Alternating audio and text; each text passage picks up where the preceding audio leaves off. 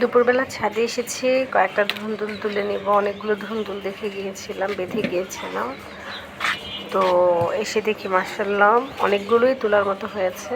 তা আমি 4টা তুলে নিয়েছি, আর 2 দিন পরে বাকিগুলো তুলব। তো দেখলাম যে এগুলার একটু বড় হয়েছে, এগুলার পলিথিন খুলে দেওয়ার পরেই দেখি পোকা বসেছে। তো ছেড়ে দিয়ে আবার বেঁধে এসেছি, কোনো লাভ হয়নি। সাথে কিছু মিষ্টি আলুর শাক, কিছু কচু শাক, এগুলো তুলে এনেছি আলহামদুলিল্লাহ। তো এগুলোকে আবার আমি দুপুরবেলা আজকে রান্না করেছি।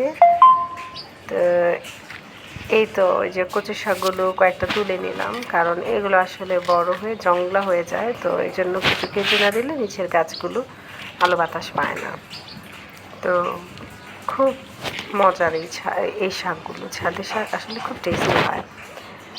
তো এই তো এখানে মিষ্টি আলু শাক, কচু শাক, তারপরে ধুন্দল, তারপরে 3টা লেবু নিয়েছি তুলে, তারপরে 2টো বেগুন নিয়েছি তুলে।